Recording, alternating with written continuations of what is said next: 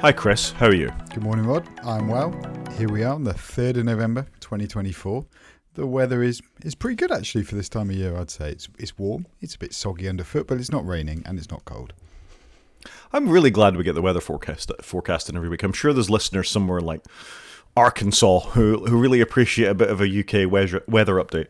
Yeah, they need to know it's a little damp outside, but strangely mild. So it's quite pleasant to work in the garden. That's what I did yesterday. Oh, that's very nice. I didn't do anything like that. I went to see my children in Cardiff. I watched a MotoGP sprint race when I walked the dog for 6 kilometres. So, yeah. Well, that's a good walk. So do MotoGP do something similar to the F1 where they might have a little sprint race and then a full beans race the next day? You get a half race distance race on the Saturday, just I think to give the people who attend on a Saturday something to do, because it just used to be qualifying, and you only get points up to 9th place, and they're half points. Okay, so in F1 you get points up to 8th, and they're less than half points. Right. Yes, something very similar by the sounds of it. It's very exciting, though. I mean, today they're down at the last race of the season, and this is actually a good point to give a shout out to people in the south of Spain, in the Valencia region, who have had awful floods over the last couple of days, and the recovery from that. More than 200 people dead is awful. A lot of the riders in MotoGP are from that part of Spain or have family in that part of Spain, and it's obviously been on people's minds from the outset. So there's been a lot of talk about that. But the final race of the season was scheduled to be in Valencia in 2 weeks' time. And although the track is fine, obviously access to the track, people to help out, police to manage crowds, all that kind of stuff, and the crowds themselves, minds are very much elsewhere. So it's sort of going to be really impactful for the end of the season, which is now there's only 23 points between first and second place, and it's going down to the wire. So. Wow, okay, yeah. I didn't realise so many people came from Valencia that rode at MotoGP. I guess we get quite a lot of Brits, I guess, in Formula One. But other than that, there's probably no other region that has lots of drivers. Yeah, it's going to be interesting. So they're going to postpone the race or move it, or? Well, they're going to have to move it. It might go to Catalonia instead because, again, you don't think about the sort of logistics of all this kind of stuff. All the tyres, all the fuel, all the teams, all the publicity, all that stuff. It's huge, isn't it? And tens of thousands of people descending on an area which you don't want when there's an emergency going on. Yeah, exactly. It's an awful lot, isn't it? Yeah. Anyway, shall we move on and do some follow-up? Yeah, let's do it. So we're going to start with recall. And Microsoft have recalled Recall again. Their recall is very good, it would appear. It's really not very good, is it? I mean, this is getting crazy now. Chris Titus Tech obviously thought that he'd found something about Recall being in it, and then it was out of it, and then it was going to go ahead, and then it wasn't. And Microsoft really just don't seem to know what they're doing here. Yeah, it feels like reading this article that they've put it in, they've then tried to take it out, but it transpires they've left bits of code lying around. Not fantastic. I wonder if this is why I'm not seeing the 24H2 release on my computer. I did try and update it earlier this week. It feels like they're having some issues, aren't they? You know, it is hard taking a feature out when it gets baked in, if you know what I mean. Like it is a big software problem sometimes. Yeah, I mean, this was going to be a fundamental part of the operating system, wasn't it, at the end of the day? And if they've built it into Explorer in the same way that Time Machine on a Mac is baked into the Finder and sort of the interface for it as you go into that and you cycle back to the date that you're looking for, I presume Recall was having some sort of integration like that on Windows. So, yeah, tricky for them. Yeah, agreed. Very tricky. So it's just Microsoft need to sort this one out, don't they? Is it in? Is it out? And we did say it felt like they were still rushing it and they should, take another year to do it properly because it's been such a controversial release. So, yeah, we'll watch this space, I guess. Yeah, I think that's the crux of it, isn't it? Is they're rushing to put something in that nobody really wanted. Nobody was begging for this feature, and it was potentially a feature to sell PCs for them, Copilot Plus PCs. But, not that exciting, really. And, just to follow up on our second story that, we talked last week about this feature Chris Titus Tech had found in it. And as you've said at the top of this, it wasn't deliberate, it's just they haven't got their act together for managing this code. So Chris has come online on YouTube and said he's not 100% sure about this now anymore, so fair play, he held his hands up. But you can understand why you'd react like that when you find these features in the code. Yeah, 100%. It's just not a good look, is it? Mm-mm. I don't know what they're playing at, I really don't. And I was in John Lewis yesterday, and there wasn't a single Copilot Plus PC for sale. Do you know what, when you said Copilot PCs just now, I was just about to ask you, have you actually seen one? Because I haven't. And I have, like you, I've had a look for one, but I haven't seen one. Yeah, I was in there looking at monitors and I thought, oh, well, I'm here. But it was all Core i7s, AMDs, mostly Hewlett-Packard stuff, I've got to say, which surprised me because they don't make very good computers anymore. But yeah, there you go. Okay. Should we move back onto Apple? Let's move back onto Apple, and I think a feature that surprised lots of people is that, given their relationship with the EU at the moment, we all thought Apple Intelligence wasn't coming to EU iPhones, but turns out it is. I don't think I'm that surprised by this. I think I thought it knew it was coming, but I wonder whether they just, because they've been so far behind with it, they just didn't know how to get it ready so that it was within the bounds of EU law. So they went, we just won't do it for the EU to begin with. And so I'm not that surprised. I think it's coming in April is what Apple have said. That feels like an 18.45-ish release. So I guess that's when it will come, because we're on 18.2 beta at the moment. But this is great. I mean, Apple have been behind, but to be fair to them, they've got quite an aggressive schedule of rolling these features out. There's a lot of languages in the EU for them to support. So I'm surprised they're doing it this quick. I thought it might come as part of next year's release. Well, it may not appear till next year at this point, given the fact that we're not at 18.2 yet in the UK to get Apple Intelligence features, and that's not due till December. We're probably, by the time 18.3 comes out, you're looking into January, February, March, so it will be well into next year by the time they get it. Yeah, sorry, I meant next year's 19 release cycle. But right. I think, to be fair to them, they are delivering on a very aggressive schedule. And I think this is why we're not seeing lots of other exciting features, because they've got everybody trying to bake the Apple AI piece. The Apple Artificial Intelligence.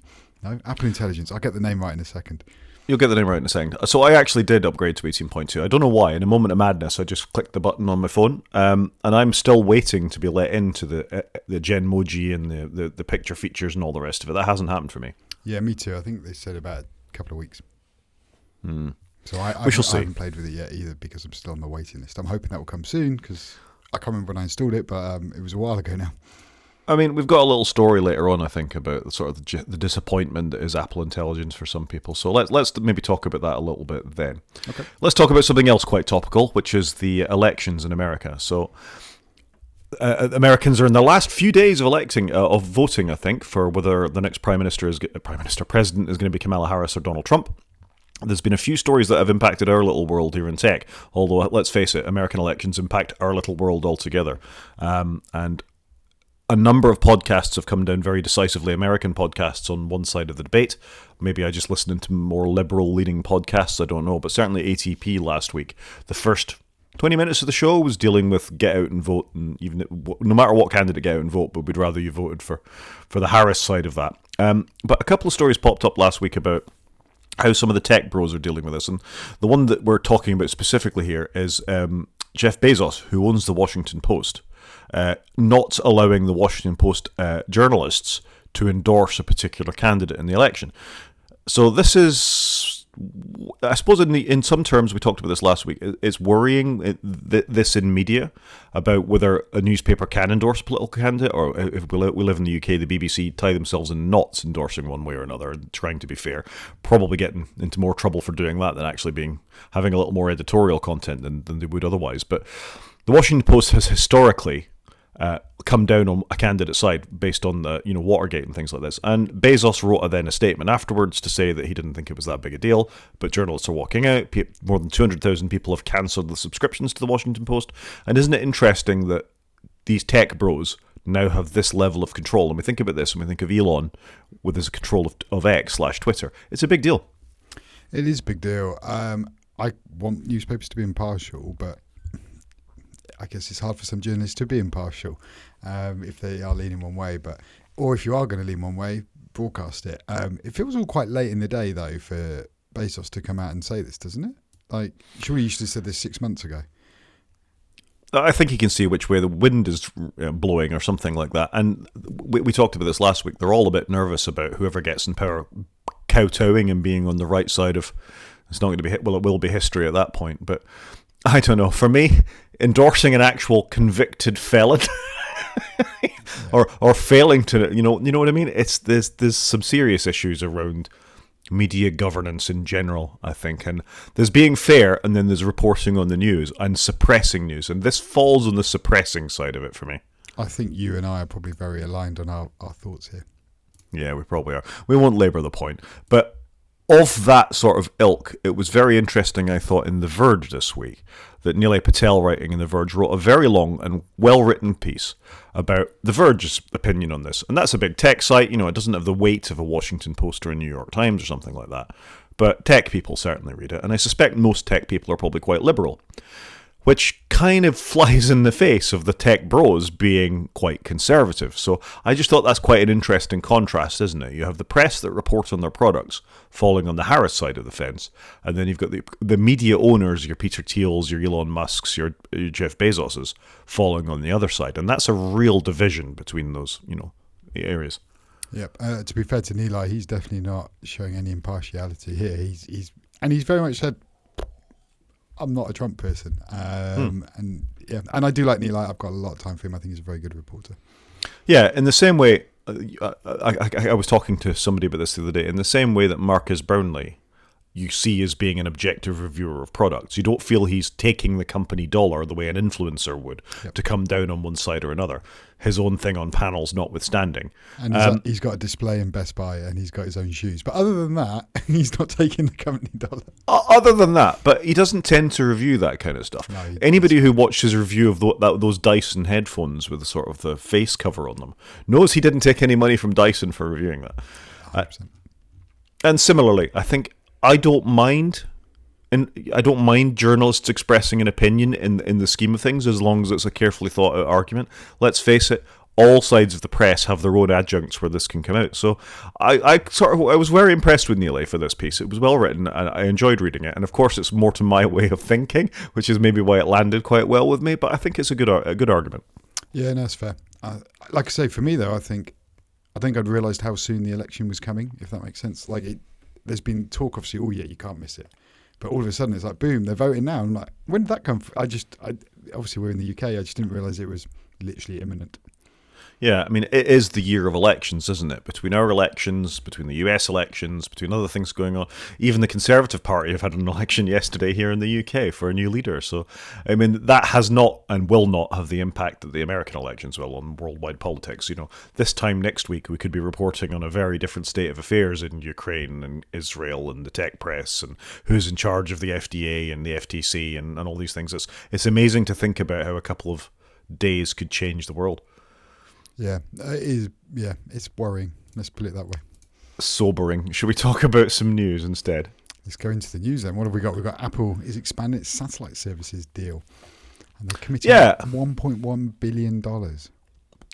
Pocket change for Apple. But this speaks to me about a more broad direction of travel for tech, doesn't it? Elon hasn't put all these satellites in orbit for fun. Jeff Bezos hasn't done his version of this for fun. The EU is in the process of doing its.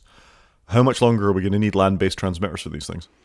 Yeah, I was thinking about this. Where I work, we have lots of 4, 5G access points on remote locations. We're piloting satellite connectivity because why wouldn't you now? Are we actually going to be starting to move away from cellular, which would be interesting, for certain use cases. Apple obviously thinks so. It's interesting how much money they're putting into this when at the moment the satellite connectivity in your phone is more for when you're in an emergency.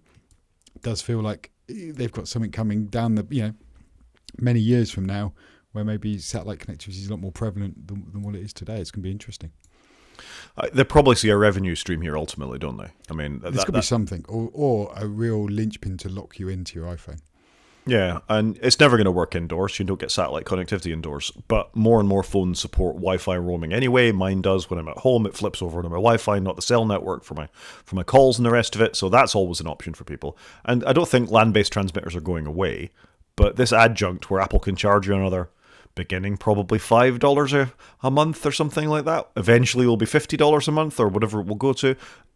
That's only going to grow from here. Yeah, 100%. And we've had connectivity in our phone since 22, so it's there. Like I said, and I think for most people, it's probably not made a big difference. But it's going to be interesting to see where this goes over the coming years because they are committing a lot of money for Apple into this. Yeah, they really are. An area where Microsoft's putting its money not where its mouth is in the area of greenwashing. So this is a story in the Register from the 31st of October about Microsoft shareholders may be exposed to material financial risks from its links with the fossil fuel industry. So Microsoft says it's playing a good game, but actually is investing lots of money in things that aren't clean green technologies. And Apple does an awful lot about, we're going to talk about the new Macs later in the show, don't worry everyone, does an awful lot about how it's moving towards more green, sustainable technologies. We talked about packaging, we've had what was the name? The fine woven cases and all the rest of them being green, shipping things by boat rather than by air. But these big, particularly data center focused companies have got a long way to go on the whole green promise side of things. Yeah, I agree, especially where they're doing it server side. So this is when you ask an AI bot or whatever it may be to do something for you, and rather than it doing it on your device in your hand, it's doing it on a server and then sending you the response. I do think Apple's implementation is quite interesting because obviously they're trying to push as much to your phone as possible because you've got a great processor there. Obviously it won't run on any of the old devices. This is why Apple want to do all the processing locally. So I think Apple's stance on actually do it on the device now makes a lot of sense. But it does impact on the battery, let's face it. You're probably going to be charging your phone a little bit more. Yeah, that is fair. Like total cost of ownership being, your green total cost of ownership. You're right, you are going to charge your phone more. They're going to need to put bigger batteries in it. You're probably going to upgrade your phone more in the short term because you want the new hotness. But from a corporate standpoint, they're passing the green cost on to you, the consumer, whereas Microsoft are absorbing the sustainability side of it. Yeah, but are they absorbing it? According to analysts at Kimberlite, an oil and gas market research and consulting business, Microsoft is already the largest cloud and services provider to the oil and gas industry ahead of Amazon and Google. So not only are they spending more money keeping the servers spinning, they're providing the services to the companies that provide. So it's kind of a snake eating itself, really, isn't it? Oh, that's it. Yeah, that is a good analogy. Yeah, so do better, Microsoft. Our world is warming at a disturbing rate, and no matter your feelings on climate change, you might notice the weather's not been as good as it has been recently. Let's look to Spain. Let's look to all the hurricanes in America. So this is an area of concern. It's one of those things you start looking at the state of the planet, and it makes you want to not look. And I don't think we can blink, really. Things are changing. Agreed. Moving on, something else that's changing is OpenAI this week has launched a ChatGPT with search feature. Have you tried this? No, I haven't. I must confess I use very little OpenAI stuff. I'm still on my DuckDuckGo train, but I need to get smarter and start playing with some of this stuff. I think I've been a bit of an AI skeptic and I need to get on board with it. I think you got to understand the beast, really. You need to get in there and do it. Exactly that. It's that understanding of it and appreciate what does it do above and beyond, and will it make my life better? The biggest part of this is Microsoft have got to be a bit worried. Gemini is perceived as being a little behind Anthropic and OpenAI's things. The fact that you can now search within ChatGPT as well is kind of a statement of purpose for where they want to go with this. They want to be the next Google, don't they? 100%. And OpenAI amazed me how quickly they seem to iterate. They're churning something out every couple of weeks, and not just little features. So the pace they're going at is immense. I do wonder whether that will cause them some problems, whether they're going too quick and have they got the quality control there, safeguarding, etc. But they are going some, to be fair. They really are, and I won't fire up a live search with this because it'll be too distracting with the podcast. But this does actually work. You can log in and you can find, it can make web search automatic based on the user's questions with an option to manually trigger searches through a new icon. So it's baked into the product already for people that are using it. OpenAI, for the pro version of this, charge you per search. So that's a nice model, isn't it? They could potentially get advertising for sending you there and charge the users for being there in the first place. Wow, that's how they're affording to spend so much money. Yeah, and burning the planet, but let's not get back to that. So this is interesting. I think it's an area worth keeping an eye on, as OpenAI, as you've said, iterates very rapidly on this kind of stuff. They are showing some genuine, I hesitate to use the word innovation, but let's just say progress on their goals for moving forward with AI, LLM-based searching. And it's a natural thing that the fact-based checking we've talked about with these LLMs has been a factor. If they can bake search and take you onto those websites to reference the results, then that's quite a big deal. Yeah, 100%. Like you say, they're putting their tentacles out and growing into more spaces. You're going to end up with another Google at this rate. That then it's going to have to get broken up in 20 years' time. Well, maybe. Google hesitates to be left behind, though, so they're baking some generative AI stuff into their Google Maps, Google Earth, and Waze. So there will be a bunch of features coming to these platforms, like Waze, where Waze is part of Google. For those who didn't know about it, your map information actually comes from Google, which offers an alternative road-based navigation experience, according to the blurb. In this case, it's going to benefit from AI-enhanced natural language processing with the addition of conversational reporting, so you can shout out to your phone that you've just seen an accident or something like that, or traffic's getting busy. No more scrabbling to hit the right icon on your phone and report that tire in the middle of the highway, as they say in the article here. That's actually quite useful. I have used Waze here and there to get around the country, and if you do see a hazard on the road, you need to take your eyes off the road, you need to tap something on it, or you need to get your passenger to do it for you to report a hazard or a slowdown or something like that. So being able to just shout out to the phone that you've seen something and for the model to be able to interpret that, that's really quite useful. Yeah, that is actually a practical case. I always find it odd that Google have Waze and Google Maps. You'd have thought by now they might have merged those into one product. It seems odd that they've kept both around and continue investing in both.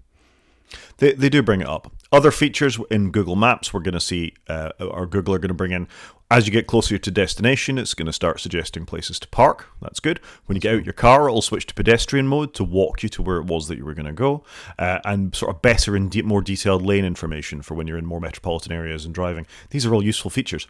They sound good. I should probably take another spin. The reason I've been an Apple Maps person is in my car, you get the map on the center display, but I also get it in my cluster, so I can have entertainment on the center display because the kids are always changing the music, but on the cluster I can have the map, whereas annoyingly, I think this is an Apple limitation, other map providers don't seem to be able to support that, and that's why I've been using Apple Maps, but I do like Waze. I think it's very smart. Apple putting themselves first in an application? Surely not. Cal surprise. You should maybe get hold of an old Pixel phone or an Android phone just to see if the implementation differs from an Android device, just out of curiosity. Yeah, I've never used Android Auto, to be fair. It would be really interesting to try it out. Yeah, I got to say, their implementations over the years have improved and improved. I think I may have talked about it in the podcast years ago when I was trying out an Android phone. If you didn't have an Android Auto compatible vehicle, it would sense that and it would give you picture-in-picture. When you were driving, it would make the maps most of it, but overlay incoming text messages in a simplified way, for example. If you had an Android phone, it would try and make the most of the screen real estate, even for something like that. That's quite cool. Yeah, it is quite cool. Sticking with our AI theme, Meta this week, and I thought this was an interesting word from the register, Spruix. I'm not sure what Spruix is. Is that an American word? I don't know. It's a British publication, isn't it, the register? So I don't know. I don't think so. You're right. Sorry, you're correct. Yes, apologies. So anyway, Meta is banging on about how useful its own Llama model is. They've vaguely open sourced Llama. You can download Llama Studio, you can inject your own open source models and things into Llama Studio and use it. And I think Meta see this as a competitional, is that a word? A competitive advantage, where people can download and make use of their own models locally. They can test out various things. They can try them out. They've open sourced their own Llama model in an effort to A, to get people to use it, but B, to be a bit more appear to be a bit more transparent. But as always with Meta, the long game would be if more people are using this, then more people are using Meta's products. And as they build and bake their own features back into it down the line, they can potentially, the longer game, win over an OpenAI or a Google or something like that. So I think it's quite clever. Yeah, it does feel like we've got a long way for all this to play out. Like OpenAI's at the front, and is everybody else going to catch them? And they've obviously all got different implementation details. You know, like you say, Meta have half open sourced it. Apple are very much doing their thing on device. It's going to be super interesting to see where we are a few years from now, I think. Yeah, totally. Zuckerberg has said, as Llama gets adopted more, you're seeing folks like NVIDIA and AMD optimize their chip more to run Llama specifically well, which clearly benefits us. They're going to be able to have better servers in their server rooms that run their models. That's a bit of a benefit as well. It benefits everyone who's using Llama, but makes our products better rather than if we were just on an island building a model that no one was kind of standardizing around in the industry. Quite clever, Zuckerberg. Quite clever. He's not a dummy. He is really not. I don't like his company, but he's not silly about this kind of stuff. Completely agreed. I think, again, our visions are shared on this one. Yeah. Something that is a bit silly is GCHQ has put out for cybersecurity experts, but isn't going to pay them very much. Brilliant. I feel really safe knowing that. It's great, isn't it? I guess at the end of the day, it's quite difficult for a governmental agency to not pay standard civil service rates or all the rest of it for bands within the organization. You get people quite upset. But at the same time, cybersecurity experts, good ones, are worth an awful lot of money to their areas. So the fact that you might pay a lead cybersecurity expert around £50,000, $66,000, plus a London waiting thing, isn't very good. I would concur with that. I think that feels a bit low. I think a lot of cybersecurity roles have peaked because the skill set is a lot more prevalent now than what it has been. But that feels incredibly low, especially in the current climate where the cost of living has increased here in the UK. Absolutely. It does feel a bit short-sighted, though, in these days of CrowdStrike and the ongoing attacks on British councils and things that are happening in the background all the time, for the primary security service in the UK, or the observational security service in terms of GCHQ, to not have the best people in the world working there. Completely agree. And I get you need lots of different roles at lots of different levels, but that just feels not great, to be brutally honest. No, I think not comfortable with that. Not great is an understatement, isn't it? So they need to be building this kind of stuff. This is the way the world is going. The world has gone. Is that cybersecurity? The world has gone. My kids have no interest in this kind of stuff. Absolutely none. Nothing to do with computers interest them in the slightest way. And, well, right, maybe they'll play the odd game of, I don't know, not even so much anymore, Fortnite, or they'll fire up Word to write their essays. But what I don't see, and considering I teach as well, health informatics students and all the rest of it, I don't see the level of enthusiasm. I mean, I'm a nerd, and maybe it's not fair to say this, that there is in the general population for computing that there was when I was a kid. That people just want to use it, they don't want to know how it works. And that's a sweeping generalization. Of course, there's computer science students out there who's doing that, but the feeling I get is that we've dumbed down a lot of access to this through iPads and phones and Android and all the rest of Chromebooks. People don't really understand how it works at a fundamental level. I mean, it was always this, but it feels worse than ever to me. Or maybe it's just old man shouts at cloud, I don't know. No, we've seen a lot of that where I work. There's a lot less people that know how to take a device to pieces and know how to fix things and just understand the basics of networking and OSs and that kind of thing. And it is worrying. But equally, I guess there's an opportunity for people there. If not many people are doing it, that could be a niche to really get into and own that area. I'm a little worried about it because we're just not seeing that skill set come through the pipe. And it's hard to teach some of that stuff. But devices are more appliance-based now, aren't they? People just buy it, use it.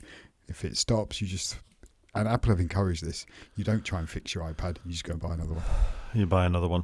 And just to cap this off, British Aerospace will pay you £75,000 a year for a similar role. So who are you going to go and work for? You're going to go and work for British Aerospace, not the GCHQ. Sad. Agreed. Yeah, and I suspect that Google will pay even more. Something else that might make you sad, and I'll let you take this one, Chris, is... Apple have reached a deal to acquire Pixelmator. Now, I am sad about this. I've been using Pixelmator, I think, since it came out in 2007. I used to use it all the time because I used to build websites and I'd use this to resize imagery and do all of that touching up and cropping, etc. So I've used it for a long time.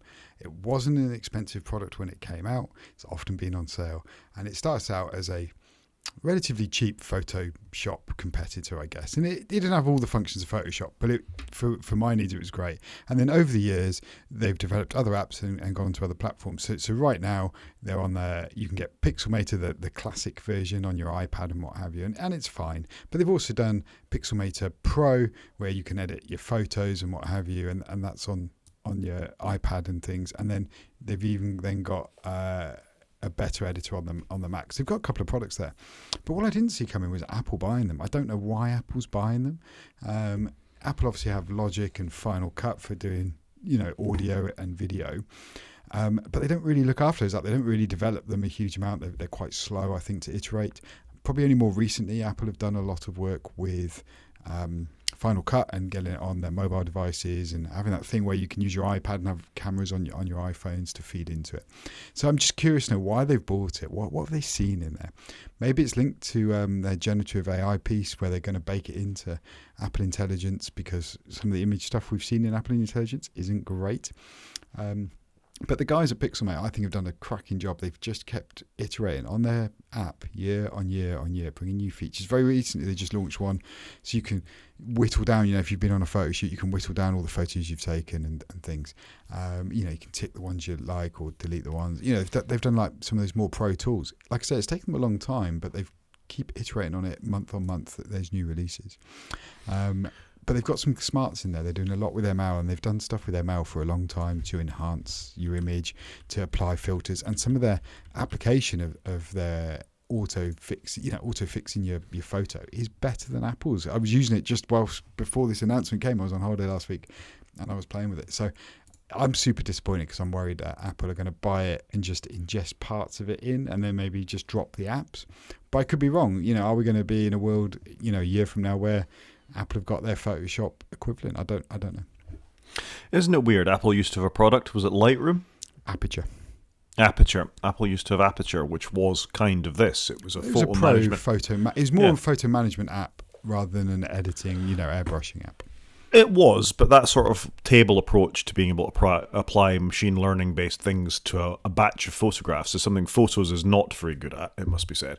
And I wonder if they see this now, that Google have really got a march on them when it comes to this, Adobe have really got a march on them when it comes to this, and they actually need a professional app again. Maybe, but yeah, I don't know.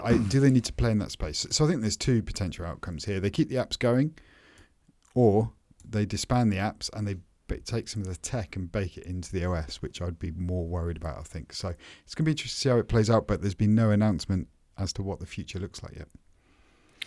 Yeah, it's a bit of a strange one for Apple. We don't often hear of them buying companies we know about. I think Beats was maybe the last company we knew that Apple went off to buy. I might have that wrong, but they'll go and buy a little chip manufacturer, or they'll buy some talent. I did see a post from Steve Troughton-Smith on this saying maybe the problem is there's so few developers now that can use AppKit. They're actually having to buy companies who are good at AppKit in order to sort of swell their ranks with clever developers. That could be a fair point, equally. It is interesting. And let's take Apple Music Classical, which has annoyed me since the start. Whilst I'm not a big classical music listener, I do like to dip in. But we've still only got an iPhone version of that app. This is a company they bought. It took them 2 years, I think, to release Apple Music Classical after the acquisition. And this is why I'm worried about this acquisition. I just don't think Apple do them that well. No, you're not wrong. I guess we'll have to wait and see. But I'm sad. At the moment, I'm sad, but crossing fingers. Hopefully they will do a good job. They did with Beats a great job. They bought the semiconductor business that then turned into Apple processors. So, they can make it work, and it can be transformative. Still not Nintendo, though. Still not Nintendo, thankfully.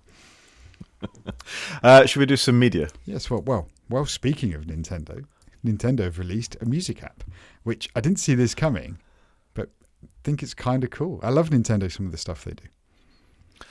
Yeah, I do. I don't understand this, really. I mean, why don't they just release the music into, I don't know, Spotify or Apple Music or whatever? This way you own the whole experience, don't you? Well, no. Are you? You presumably need to be some sort of Nintendo online subscriber. Nintendo on the whole experience, I suppose that's fair. Sorry, yes, Nintendo own it. Yes, you do need to have Nintendo online subscription. But do you know what I think, though, Rod? And it's just dawned on me this. Nintendo are doing a great job of looking after their history. They're bringing all the emulators to the Switch. They've done an amazing job there. They've now brought all the music along, or certainly a huge amount of music along, whereas a lot of companies, their history is just dying. They're not resurrecting old games and making them playable on modern devices, or music isn't being preserved. Whereas, to be fair to Nintendo, they must have quite a lot of engineers working on maintaining their legacy and making it playable on modern devices so that it doesn't just die in the digital ether. I'm quite impressed with this, that they've bothered, because this can't be money making for them. You're not going to go out and buy your Nintendo subscription just for this, but they've done it anyway, and I quite like that they're doing it anyway. They're looking after their heritage. That's a fair point. I think they're doing a good job of defending that. You're absolutely right. And they've managed to keep their brand quite strong. Everybody knows what Nintendo is. They know who Mario and Luigi are. There's some, as I scroll up and down on the Nintendo Life website here, Splatoon's a great game. Animal Crossing's is great. They've got Metroid games like that have really done very well for them. They've kept that going. I don't want to listen to 118 tracks from Splatoon 3, though. No, you probably don't, but some people will, and this is probably good background music for people that like working. Like like I say, I enjoy classical music sometimes when I'm working or reading. People will put this on and listen to it. It's one of those things. I just think Nintendo should be applauded for not chasing the dollar, but actually just putting something out there because it's a nice thing to do, and there will be a small amount of people that will want to use this. Fair enough, I guess. I mean, well done, Nintendo. You've probably released a more comprehensive music app for the iPhone than Apple has recently. I think that is fair. Apple Music is so frustrating that it just moves so glacially. I think Apple have got too many subscribers that they're too scared to do anything with it. Should we talk about something else Apple has not been good at? Go on then. Their advertising, I think, particularly for Apple Intelligence, ever since the whole squashing the piano thing that we saw at the end of WWDC, I think their advertising has been appalling. And there's two adverts. Well, there was the pre-release adverts with the actor from Game of Thrones. It was also in Last of Us, and every time I want to talk about it, my mind blanks. But they were quite awful adverts, remind me of a name and all the rest of it. But these two specifically for Apple Intelligence, the one that's for the viewers that we're watching now, with the lazy guy at work who just gets Apple Intelligence to do his job for him. So literally phoning it in, as part of it. And then the second advert about a mother who has forgotten a wife who's forgotten her husband's birthday. So lazily just gets Apple Photos to generate a photo stream for him because she couldn't be bothered to go out and sort anything out. Whereas the kids have actually done something thoughtful and spent time choosing a gift. I don't think this is a good look. It's not a great look, is it? Like, you're rubbish at your day-to-day life, so we just do it all for you. Yeah, the kids spent time. They went and got an engraved hammer from her or whatever, whereas she's just wanged something into Apple Intelligence. How lazy is that? What they're doing here is kind of the opposite of Microsoft. Microsoft are very lent into Copilot, like you're going to work with you, whereas Apple are going, this is just going to do everything for you. You don't need to be that good. And it's not going to be that good. It'll do a very average job of pulling together some of your things. So if you want a blancmange, slightly rubbishy experience that's good enough, use Apple Intelligence. It's a bit... Yeah, it's not a good look. I agree with you. I'm really disappointed because Apple have had some good adverts recently with the new devices, which we might talk about in a bit. But these are just feel like they've completely misread the room. Totally. And it's interesting that comments are turned off, isn't it? Because I think they get absolutely destroyed in the comments. Yeah, 100%. Saying this better than us is Scott McNulty. Oh, if I can get it in the right tab. Saying this better than us is Scott McNulty, who goes through just how sort of... And his take on it is they're both smug and gross. And I think he says it very well. So it's only a 5-minute read, less than, about how Apple is diverging from that carefully curated culture where, the user experience was thought through, your software was thought through, it worked in beautiful harmony with the hardware and the software. The company were there with your back as a user, as a developer, as whatever you wanted to use the platforms now, whereas now it's good enough. And that's not good enough.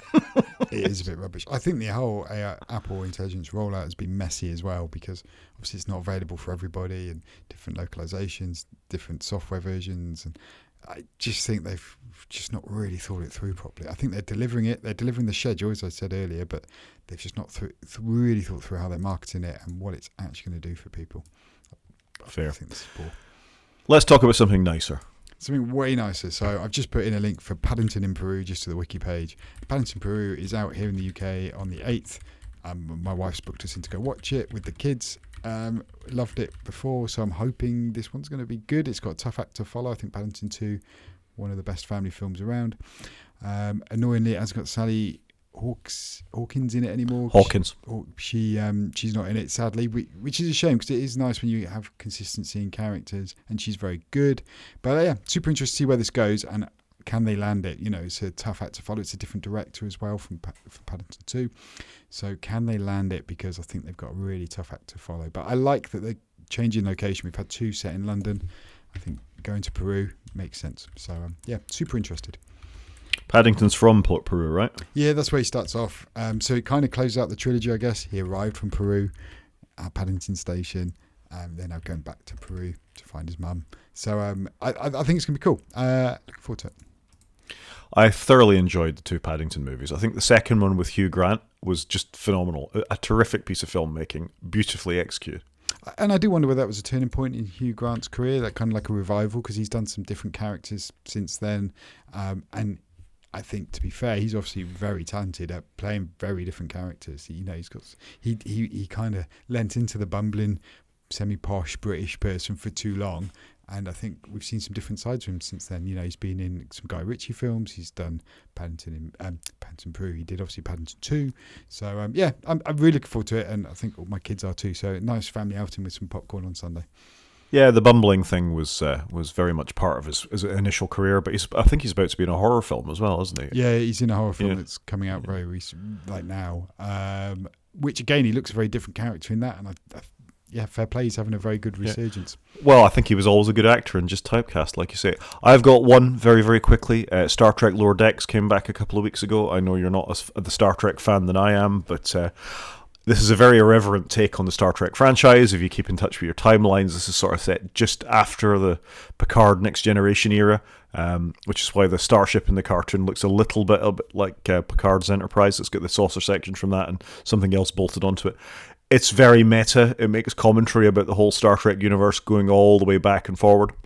They did an amazing crossover episodes where two of the characters in the cartoon actually joined the live-action Strange New World part of it, which was fantastic. One of which is Dennis Quaid, who's also in The Boys, if you watch The Boys. It's a really great show. It's funny in and of itself. It's really funny if you know about Star Trek and some of the, I'm wearing a red shirt, I'm going to die kind of levels of humour through a much, much deeper stuff. So I'd recommend anybody who's vaguely interested in Star Trek to go and check out Lower Decks. Yeah, it's quite cool when you get something like this that's in tune, like you say, and self-aware. It looks kind of cool. I think I've got so much Star Trek to catch up on. I'm too far behind, I think. And you should. Should we do some games? Let's do some games. So first off, Lucas Pope, who is an auteur, I think is the word I'm going to apply to Lucas Pope. Papers, Please was a terrific game. Return to the Obra Dinn was a terrific game. Released something for free this week. So you can go to itch.io, and check out his new game, very Halloweeny. It's called Moida Mansion. I think meant to be said with a New York thing, Murder Mansion, obviously. I haven't had a chance to try it yet. It looks like it's been set on a Game & Watch or something like that. It's very much in his art style, sort of very early Macintosh grayscale art style. He does them all himself. I do need to go and check this out. Yeah, no, it looks good. He's clearly got a skill, and I remember Papers, Please. Because again, it was a unique sort of game on the iPhone, donkey's years ago now. But he has a very unique style, and I applaud anybody that can do all this on their own. To do all the artwork, all the programming. Fair play, this guy's got some skills. Yeah, he redid it for the iPhone. It was originally a Steam game, I think, for Mac and PC, and he did a terrific job to get quite a complicated interface because you play a border guard. Checking people's passports and things to let them into your country. So you needed quite a lot of desk space initially to sort of look at the passports, look at the rules, and they changed the rules every day as you went through it. But actually had a really good story behind it as well. And the Return to the Obra Dinn is even better. You've got to solve a murder on a ship, or what's happened to the crew of this ship that returns without a crew. With this really interesting sort of time mechanic where you can run time backwards and forwards. If you haven't checked out Return to the Obra Dinn, it's well worth a bit of your time. Wow, okay. More homework. Well, we've got to have to talk about some games in games. That is true. I'm a bit not great at playing games lately. I have been on holiday, though, so I think I've got a valid excuse this week. You found time to play Command & Conquer, though, right? Commandos. I did have a cheeky 1 hour session on Commandos last night. I talked about Call of Duty Black Ops 6, which dropped last week. I have been playing a little bit of it must be said, because I can't stop myself. It's how I relax, I guess. I'm going to definitely give myself some sort of repetitive strain injury doing it, though. But this is just to say that when Call of Duty Black Ops 6 dropped on October the 25th, it used 19% of internet traffic for people downloading the game, which is incredible. There's two things here, isn't there? There's one, wow, how many people are downloading it? This game must be huge. Obviously, lots of people got it for free on the Xbox Game Pass. But two, how is it so massive? Like, how are you not doing better compression and other things? But I said to you about Command & Conquer Origins, like the demo is 25 gigs just for one level, so I'm not surprised. But yeah, the PlayStation version's 84 gig and the PC's 102. PC can be up to 300. Wow. Oh yeah, if you go down and download Modern Warfare 2 and 3. Yeah. It's chunky, but this is quality of graphics, it's textures, it's effects, it's HDR media, and all this kind of stuff as well that needs to be applied to it. It's a big game. With lots of maps, and I don't understand how it can be so big when you think of the wonder that was Doom, and it managed to get an awful lot. All right, you couldn't look up and down, and you couldn't jump, and games have come a long way since then. But and to be clear, this is 90% on one carrier. This is just Comcast in the United States, but it's a big carrier, and you think that's quite a lot of people. That is a lot. I mean, they must dread these launch dates because they've got to make sure their network is up to it. Totally, and it's a big deal. People want to play, and I think this is why you see preloading becoming more and more of a thing in the computer games industry. They've got a launch date, and they'll start downloading files up to a week before in some case. Yeah, interesting. Talking to my son yesterday, Fortnite had a season update, and you can't log into Fortnite for hours while it's updating to the next season. Like, I don't know.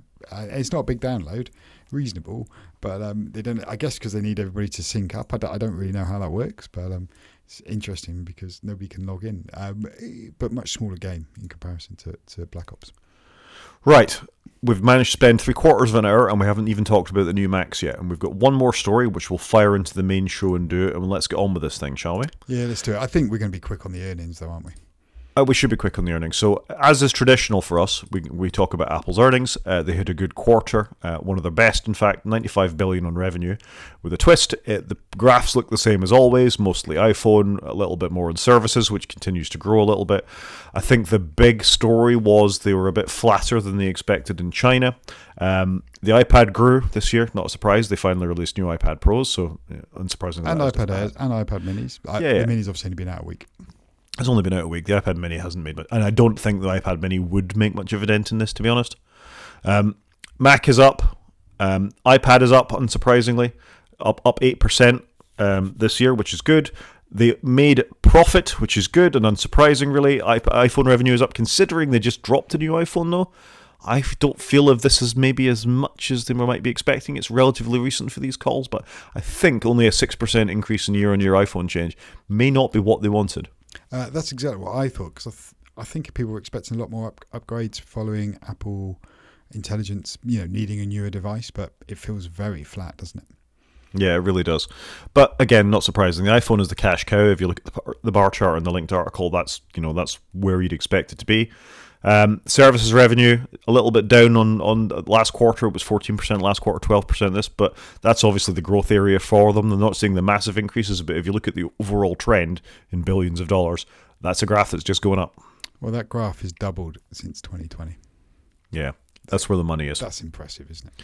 I do wonder sometimes, is it worth it? If I stopped paying my £39 a month subscription for my iCloud, Apple TV, music, I don't use the fitness thing particularly, I don't use the news thing particularly, is it really worth it? If I could find a way of backing up photos and like Nextcloud or something like that internally, is it really worth 40 quid a month for all these services? Yeah, it is expensive. I completely agree. I'm so wedded to Apple Music, and I could move to Spotify. I'd need the family plan. I do buy the extra iCloud storage for 2 terabytes because I've got a lot of photos. But no, I've thought the same. I generally have thought the same because it is a lot of money.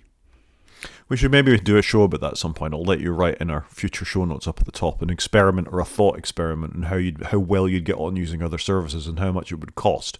If you could sync Synology, for example, will provide a service on your phone where you can sync all your photographs back to a Synology device in your house. So it may be that you don't need to run, an iCloud. But let's do that another day. We're getting off track. We've got a lot of show to go. Wearables fairly flat, unsurprisingly, although they did release new AirPods and things like that. I think the home is an area where Apple need to sort themselves out with this. This proposed robot isn't going to fix the issues they've got with HomePods and things like that. The only sort of leading light on this are the watch and the AirPods. I don't think the watch is a massive upgrade. I think people have sort of fallen out of the habit of upgrading them every year. It's every 2 or 3 in the same way as phones are these days. And ultimately, fairly flat overall. If you scroll down just that graph there, though, the Apple profit is taking a massive ding. Yeah. Which is interesting. It has, but then inflation, they're probably having to absorb quite a lot in terms of what we're about to talk about with the computers and the phones. Specs have increased, but prices haven't necessarily. I don't know. So that could be an impact. And I think overall, globally, as they'd say, this troublesome headwinds, isn't there? And there's a lot of wars going on around the world. There's a lot of uncertainty in markets. China's continuing to do its own thing. There's interest from OpenAI and companies like this are sort of going to be impacting them. Let's face it, 96 billion is still not nothing, is it? You know? Oh no, they're doing very well. Like, there's nothing from an outsider. This looks pretty good, doesn't it? Like, there's nothing alarming here. They're just carrying on being the machine that they are. Yeah, I think those massive increases that we may have saw, sort of 54% year-on-year changes and things like that we've seen before, and that might not be the case right now, but the company's doing fine at this point. But I do think you raise a fair point. The iPhone is getting better every year, but it's not major improvements. So there's less compelling reasons. Apple Watch has been largely static for a long time. The new one looks nice, but is it giving you much more from the one 2 years ago? Not a huge amount.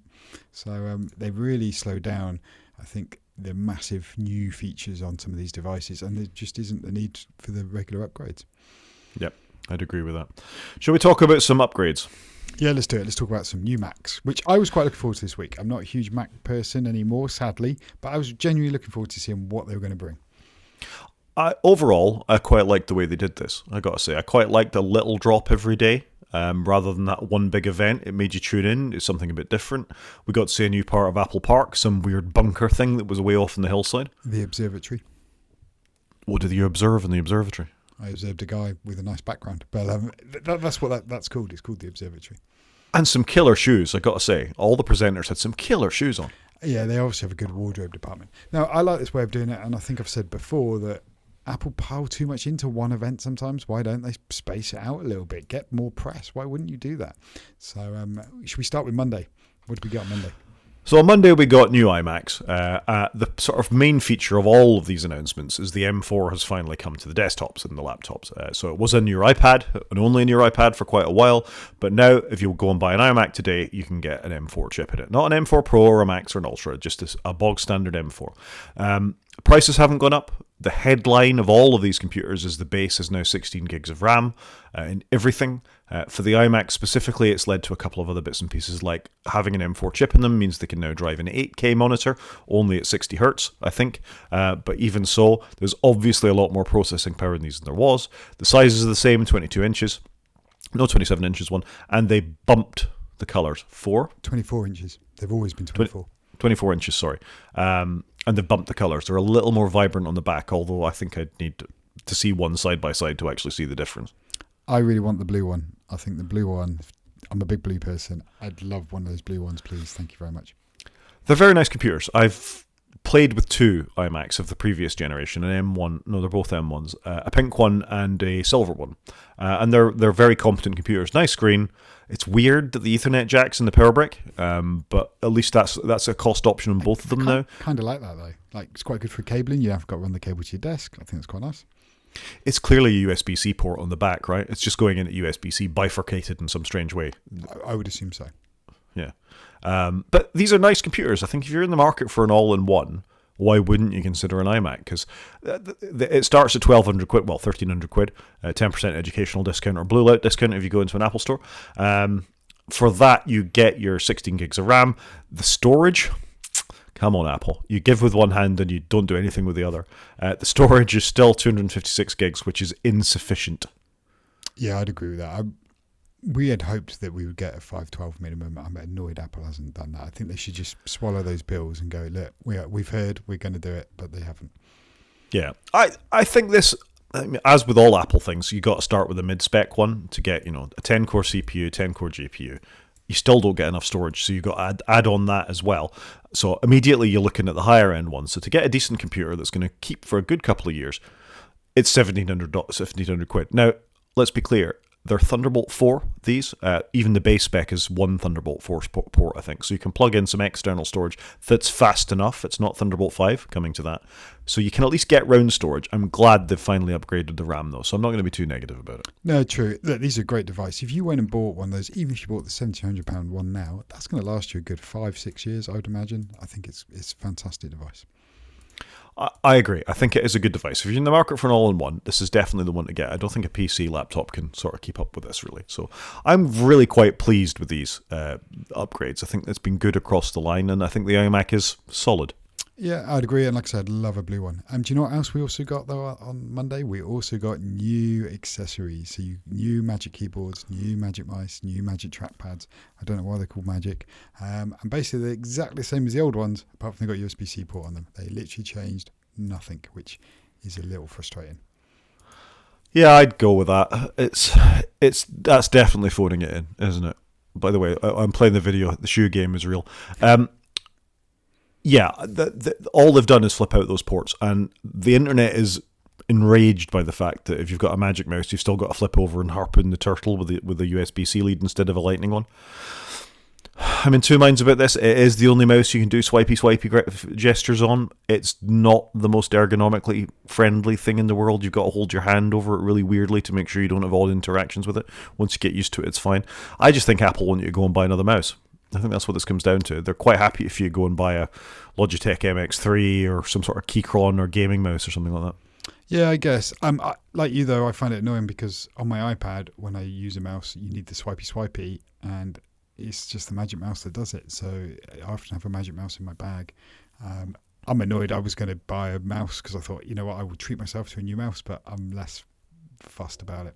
And annoyingly, they charge premium for the black ones. So I think like the white Magic Mouse is 80 quid and the black one's 100 quid, give or take. So maybe that's something to look out for on a Black Friday deal. But just frustrating they haven't done anything with it. You know, how long have we had that mouse? Is there no better mouse design? Maybe they think they've reached pinnacle mouse design.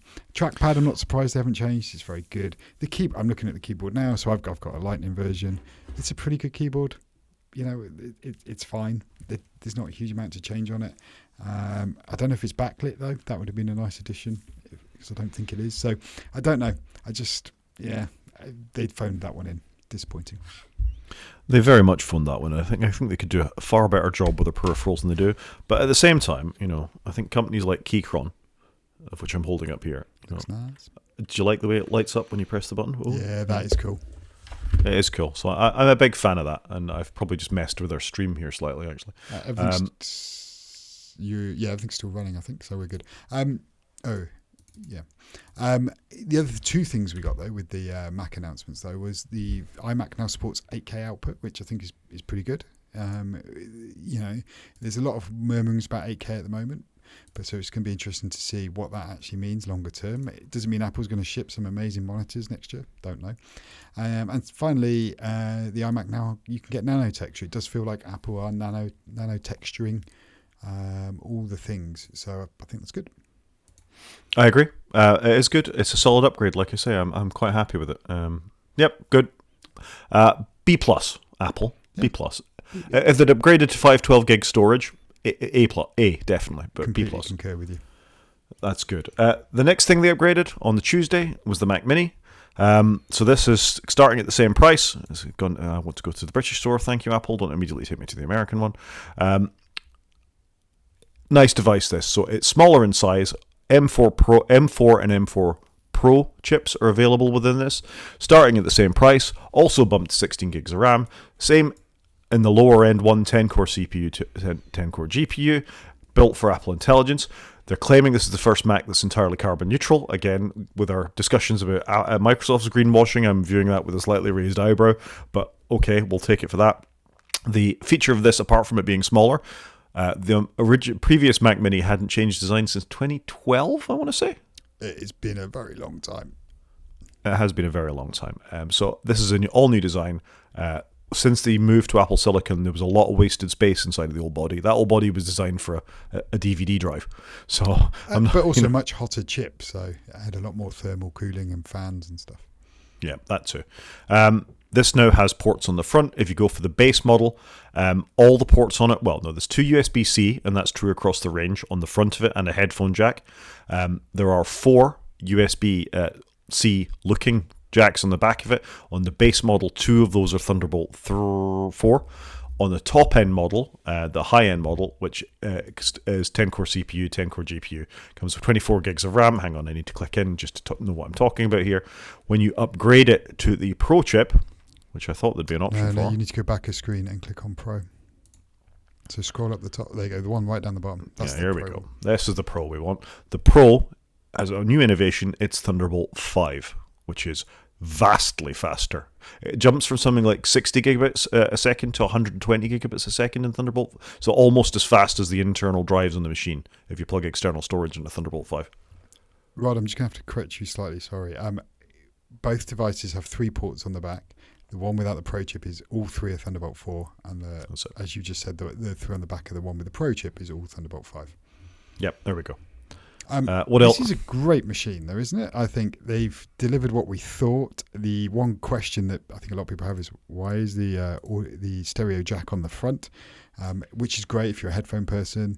Not great if you're just going to plug some speakers in and you want it around the back. But I think, to be fair to Apple, they nailed this machine. This is definitely an A+. The storage notwithstanding. The one to get here for most people, I think, would be the second tier M4. It's £800, but you get the 512 gig storage. You get you get the same chip. So that's the one that most people should get. It will last them a decent amount of time. But this is a great computer, I think. I want to buy one of these, but I don't need to buy one of these. So spoilers for me, I have bought one of these. I have bought the Pro model. I didn't upgrade the RAM. I figured 24 gigs at base was enough. I didn't really want to spend another, I think it's 400 quid. Let's just have a quick look. I went for the M4 Pro. I went for the upgraded chip, 24 gigs of RAM, 1 terabyte storage, and the 10 gigabit Ethernet. Yeah, that looks right. That's what I bought. It's a lot of money. Yeah, I got a discount. I used my educational discount, so it wasn't as much as that, thankfully. But it was still quite a lot of money. Yeah, it is a lot, but that's a great device. And you know what? So I've got an M1 Mac Mini here, and I bought the very cheap one. I wish I'd spent a little bit more just to get a bit more storage on it, but I didn't. It works fine. And I'm not seeing a reason to upgrade today, but I wish I'd spent a little bit more because I think you get a little bit more longevity out of it and less frustrations. But what a great device. And also, I think they did quite a good advert for this one. This is the best advert they've done in years, I got to say, for the little animated with a voice. The voice sounded familiar, but I couldn't work out who it was. It was sort of narrating a stop-motion Mac Mini as it jumps around a desk talking and getting cables plugged into it and all this kind of stuff. I think it was the best trailer of the while. And not just because I've bought one, I thought it was actually whimsical. Yeah, no, agreed. I think it's a great device. I really want one of these devices, but I just can't justify the cost. And also, mine is hidden under the desk. It's bolted to the bottom of the desk, so I wouldn't even see it even if I had it. Fair enough. Then Wednesday came, and we got new MacBook Pros. Anything interesting to say about these, other than we now see the Max chip for the first time? Yeah, so this obviously built upon the M4 chip, the M4 Pro chip, and then they brought out the Max chip. I do have an M1 MacBook Pro with the Max chip in it. I mean, it was an amazing chip at the time. It's less amazing now because the base ones call up. And this is the thing, again, I was looking at these and going, can I justify one of these? I just fancy some new tech. And I had a serious look at it. I think these are great devices if anybody needs a laptop, but they're pretty much the same industrial design and feature set as previous ones. I don't think these come with nano texture either, if I remember correctly. I think we all thought we were going to get nano texture on laptops because they've done it on the iMac, on the iPads. Obviously, it's on the Pro display. It felt like they were going to do this throughout, but for whatever reason they haven't added that, which you thought they would to a Pro laptop. But it's a great looking device. I just can't find a slot for one in my world. No, I think that's fair. If you've got an M1 series laptop, desktop, whatever, I don't think you need to worry about upgrading to one of these particularly. There is a performance increase, although Apple's usual mystifying charts were dreadful. It must be said, 1.6 faster performance in Excel or something like that. Doing what in Excel? Unusually for me, I think the base MacBook Pro is actually now a good shout. It's now got enough RAM in it. It does need a little bit of an upgrade on the SSD side of it, but it can drive a couple of displays now. It charges fast enough. I think, that £1,600 that you're going to be spending on something like this is actually okay. If you do want to go up to a Max chip, the fact that you're at 3,200 quid for the base Model 1, which, fair enough, has a bit more RAM, 36 gigs of RAM and a terabyte of storage, but that is a lot of more money. Yeah, it's a huge amount of money. I'm with you, actually. I think the machine we said last year, why have they done this, has actually turned out this year to be a good machine. And the base one is probably good enough for most people. You get the majority of everything. You get everything else basically. You're just not getting that huge chip. So I do think the base one at still £1,600 here in the UK is a lot of machine for the money. I think that would be a really good device. And they've added another Thunderbolt 4 port to it because it only had two before. It's now got 3. I think that's a great upgrade, and that is the one most people should buy. If you don't want an Air, this is the one you should get. If you just that little bit more money, gets you a lot more machine. And if you have a little bit more money again, my recommendation is the base M4 Pro chip, 12-core CPU, 16-core GPU. It comes with 512 of storage, which probably isn't enough, but we've already talked about the Thunderbolt thing. 24 gigs of RAM. I think that's for enough performance for even a quite demanding professional. Fair enough if you're a video professional or audio professional or coder who needs the max. I think that's a vanishingly small amount of people. But for me, it's that base chip or it's the M4 Pro for $2,000 or £2,000. Yep, I agree. But what a great week Apple have had. Some really good quality hardware. iMac, not that exciting, but good quality upgrade. MacBook Pro, good quality upgrade. Mac Mini, about time they redid the case and just modernised it. Fantastic. Yep, great.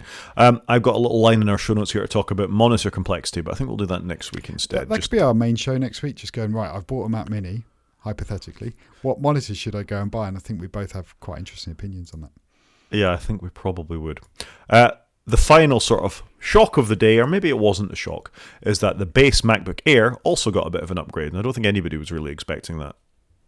No, not at all. I don't think we saw that coming. I think we assumed it would come next year when they rev it to the M4, but they've done it now. Fair play to Apple. I don't think they've ever done something like this, so it's good. Obviously, they know Apple AI needs more RAM.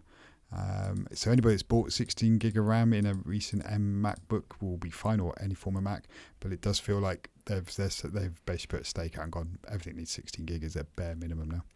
Fantastic. So be you going and buying an M2 or an M3 MacBook Air from Apple, from new, you will get 16 gigs of RAM now.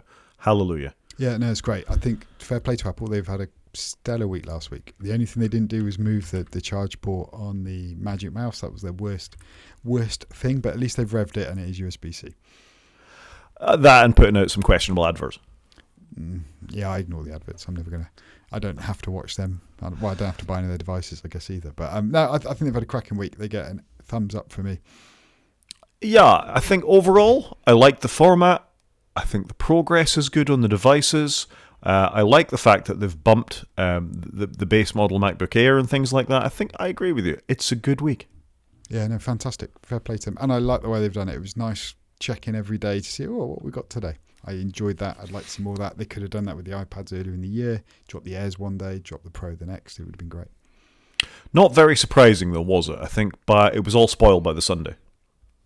Way before the Sunday, I think we knew what we were roughly getting. So, that was a little frustrating. We didn't know about the MacBook Airs getting the bump, but there was nothing. There was no surprises in there, which was a little annoying. But I don't know what Apple are going to do there. Other than the awesome footwear. Shall we do an app of the week? Yeah, let's do it. So this is a bit of a niche one. Well, maybe it's not that niche. This could be of interest and good consumer focus for people.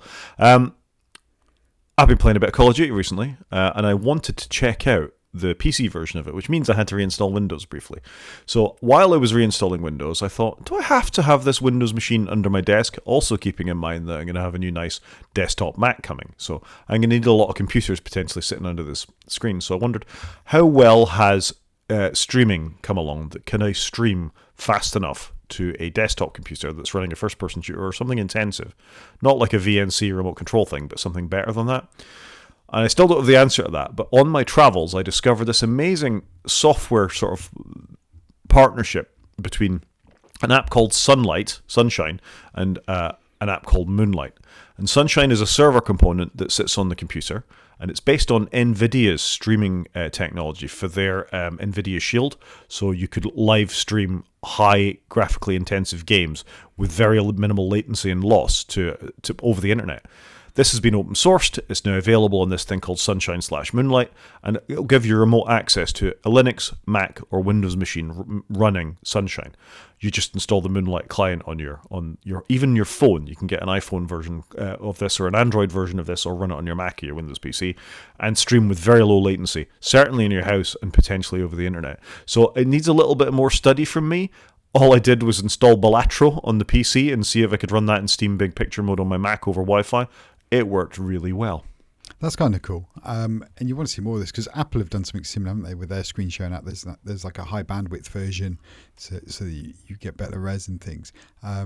It's cool they're doing this. I've wondered about this. I've got a gaming PC in the house and sometimes I'm like, I fancy a game. Say Commando's a very old game, doesn't need to be that quick. But equally, you still need it to respond to clicks and key presses when you push it instantly. So, curious to see how you go with this. You should check it out, actually. It comes as default with plugins for Steam. So you install it on the machine, you need to put a code. It runs like a little web client on the server side of it. You got to put in a 4-digit code when you try and fire it up on a client. You go into the web browser, you put in the 4-digit code, and then it gives you an option next time you log into the app. Do you want to just look at the desktop, or do you want to launch Steam in Big Picture mode? You launch Steam in Big Picture mode, and then you're off and you're running. It runs better over wired Ethernet, I would say, than Wi-Fi for obvious reasons. But yeah, really quite a well thought out little client. I recommend you check it out. Okay, will do. There you go. Thing of the week. So controversially, my thing of the week is I met Cheerful Charlie from Clarkson's Farm. And Rod, you said to me, that's not that exciting, there's no consumer advice. And I said, but wait, I do have some consumer advice.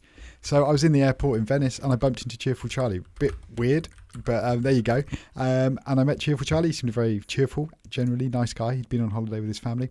And I just wanted to say hello. And I went to shake his hand and I shook his hand. And then I realised he's just returning from the toilet because he's got a very wet hand. He'd obviously washed his hands. But this is my consumer advice. Don't offer to shake somebody's hand when they've walked back from the toilet. There you go. That's some tenuous consumer advice. I mean, how do you know if somebody's walked back from the toilet or not? I mean, just generally. I just shouldn't have shaken his hand, especially in a post-COVID era. But I thought he's quite good. I like how he comes across on the show. And then I went and told my kids I just met Cheerful Charlie, and they didn't believe me. They thought I was telling porcupines. Do you not know the pro move is you get a selfie with a celebrity these days? I don't take selfies of myself, let alone with other people. I just want to say hello. I'm happy I had that experience with him. I'm glad you did. I think it's very cool. He's obviously a very nice man who's used to being bothered on his holidays by random people just as he's visited the WC. So well done, Chris. I guess it's kind of a humble brag, but I'll let you get away with it. I'm happy I've met him. He just generally comes across as a nice guy, and he was a nice guy in person. Fair enough. I think we can call that a show, Chris. I think so. So if anyone wants to get in contact with us, Rod is at g5maniac@mastodon.scot. I'm at _CJP at mastodon.social. You can watch it on YouTube by going to our website, wakefromsleep.com, and click on the YouTube link. Or you can drop us an email at wakefromsleep@protonmail.com. Talk to you next week, Chris. Cheers, Rod.